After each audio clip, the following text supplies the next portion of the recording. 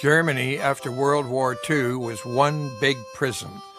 Throughout the American sector of the country, millions of men were penned behind barbed wire in open fields. They died in latrine ditches and shelter holes dug by hand in the earth. They died without water, without food, without shelter. This happened by the order of the American commander, General Dwight Eisenhower, who sent out an urgent courier on May 9, 1945, the day after he took charge of conquered Germany, forbidding all the citizens of the country to gather food together in one place for the purpose of taking it to the starving men in the U.S. camps. They were forbidden on pain of death to feed the prisoners, although the prisoners were starving. He ordered 3 trainloads of food donated by the International Red Cross out of the country and back to the donors in France and Belgium. All of this was hidden for 44 years until a book appeared in Canada in 1989 revealing the atrocity.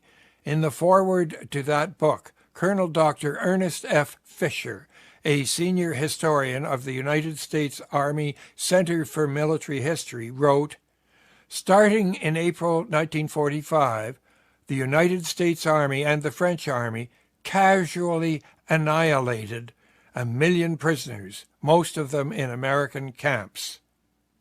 This book, entitled Other Losses, was published around the world, but in the United States it was scarcely to be found anywhere after harsh reviews in the New York Times and elsewhere, which meant that no bookseller would stock it. Thus, Americans were prevented from knowing about these atrocities, while people around the world were forming hard opinions against the United States Army. Then, in 1989, a major in the United States Army was puzzled to hear a German citizen in Trauen, Germany, express a very bitter opinion about the U.S. Army camp, which had been there in the summer of 1945. When that American major, Merritt P. Drucker, retired from the Army years later, he remembered the bitter opinion and wondered what more it might signify. He asked for a copy of Other Losses in a military bookstore in New York City. So I called this organization called the Military Bookman, which was a military bookstore in New York. And this guy got on the phone. He told me he had a copy. The book had been deep-sixed. Deep-sixed being a slang expression, meaning it had been hidden and suppressed. Drucker determined to find out for himself if the book were true. I was a U.S. Army guard at a German prison camp at Andernach, and I was silent for 45 years because I was warned it'd be futile to say anything and that I would be in serious trouble if I did. Convinced by researchers in the UK and Germany and by affidavits received from former prisoners of war who confirmed the contents of Other Losses, Drucker decided that an apology was necessary. No American government official had ever apologized for the camps, so he would do it himself.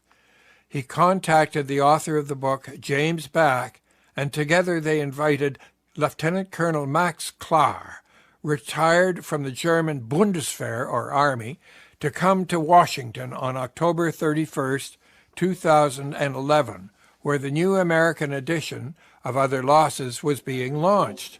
And there, Drucker formally apologized to Max Klar, who accepted the letter. Signed by me, Merritt P. Drucker, Major U.S. The two men shook hands and then embraced with deep emotion. The dozens of guests in the room were absolutely still.